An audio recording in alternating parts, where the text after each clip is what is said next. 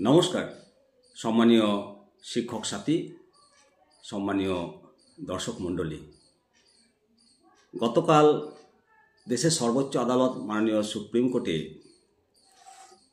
শিক্ষক মহাসংঘের দায়ের করা জনস্বার্থ মামলার শুনানি ছিল।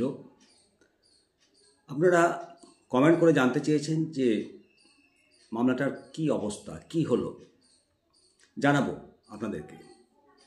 প্রথমেই এই মামলার ডায়েরি নাম্বারটা আপনাদেরকে জানিয়ে দিই।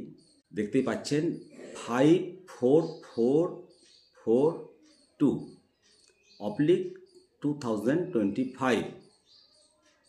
আবারও বলি 54442/25 দায়ের করা হয়েছে 20/9/2025 তারিখে 2:19 PM। মামলার নাম্বার হলো WP001125/2025। এটা নিবন্ধিত হয়েছে 19/11/2025 তারিখে।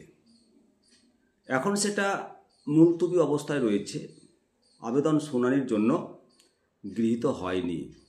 কবে আবার নেক্সট হিয়ারিং আছে আপনাদেরকে জানিয়ে দিই। মাননীয় প্রধান বিচারপতি সূর্যকান্ত মহাশয় এবং মাননীয় বিচারপতি উজ্জ্বল ভুয়ানন্দ এবং মাননীয় বিচারপতি নংমেই কাপাম কোটিশ্বরম সিং এর সামনে এটা লিস্টেড হয়ে রয়েছে। অবস্থাটি এখন সুপ্রিম কোর্টের ওয়েবসাইটে মুলতবি অবস্থায় রয়েছে। নতুন বা এটা স্থগিত বিষয় হিসাবে আবেদনের শুনানির জন্য সেটি 3 তারিখ গৃহীত হয়নি। তবে আগামী 9/12/2025 তারিখে এটা আবার শুনানির জন্য লিস্টেড হয়েছে। সেটা কম্পিউটার জেনারেট ডেট উল্লেখ করা হয়েছে। এই মামলায় আবেদনকারী হিসাবে রয়েছে শিক্ষক মহাসংঘ এবং উত্তরদাতাদের মধ্যে রয়েছে ভারত ইউনিয়ন, জাতীয় শিক্ষক শিক্ষা পরিষদ এবং মহারাষ্ট্র রাজ্য অন্তর্ভুক্ত রয়েছে। আবেদনকারীদের অ্যাডভোকেট হলেন বিনোদ কুমার তেওয়ারি। এটা পরিষ্কার যে ভারতের শিক্ষা ব্যবস্থার পরিস্থিতি নিয়ে এতে আলোচনা হয়েছে এবং এই মামলার শুনানি হলে একটা বড় কিছু ঘটতে চলেছে।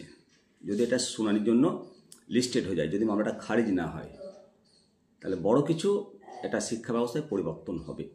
অবশ্যই আপনাদের মতামত জানাবেন। ভালো থাকবেন। জয় হিন্দ, জয় ভারত।